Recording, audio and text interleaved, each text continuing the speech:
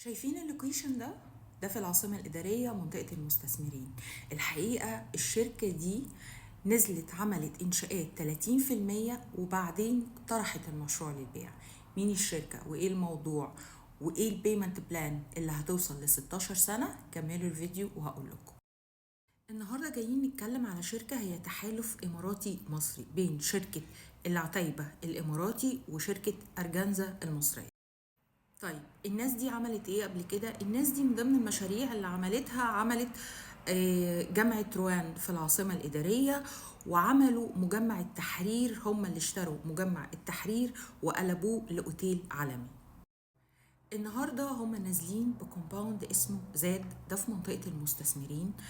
يعني هو جنب ووترواي وتحت البوسكو، يعني هو في منطقة اوريدي الكومباوند اللي فيها مبنية بالفعل وفيها مراحل متسلمة كمان.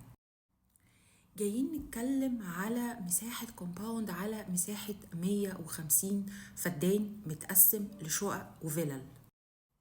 برغم المساحة الكبيرة دي الكومباوند عبارة عن 153 عمارة فقط و206 فيلا. الناس دي عملت حاجة ما اتعملتش في العاصمة قبل كده. الناس دي نزلت وعملت إنشاءات في الأرض قبل ما تطرح المشروع للبيع أصلا. يعني احنا بنتكلم على 30% إنشاءات حاليا. نازلين بسعر متر حلو جدا، يعتبر سعر تنافسي حاليا في العاصمة الإدارية نظرا كمان للإنشاءات اللي عندهم. احنا بنتكلم على ستارتنج برايس للمتر 35,000 جنيه. مش بس كده، نظرا للإنشاءات اللي عندهم الناس دي هتسلم بعد 3 سنين. بس اللقطة القوية هنا اللي احنا جايين نتكلم عليها النهاردة واللي بسببه عاملين الفيديو ده، ان عندهم payment plan لحد 16 سنة. 16 سنة بمقدم 10%. طبعا عندك دفعة كل سنة، وزي ما اتفقنا قبل كده في كل الفيديوهات بتاعتنا مفيش مطور هيديلك عدد السنين الكبيرة قوي دي من غير ما يحط لك دفعة سنوية، لان ده كده كلام منطقي جدا. لو مطور قالك انا مش حاطط لك دفعة سنوية يبقى هنا في علامة استفهام لازم نركز فيها قوي. عندنا بيمنت بلان كمان بتبدأ من زيرو داون بيمنت، زيرو مقدم وقساط على 6 سنين.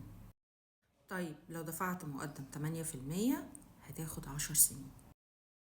الميزة كمان ان نسبة الاستلام عندهم، يعني حضرتك علشان تستلم هتكون واصل بس ل27%، ودي برضو حاجة مش موجودة.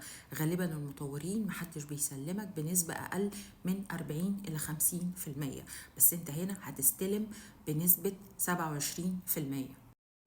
يعني تعالوا نحسبها كده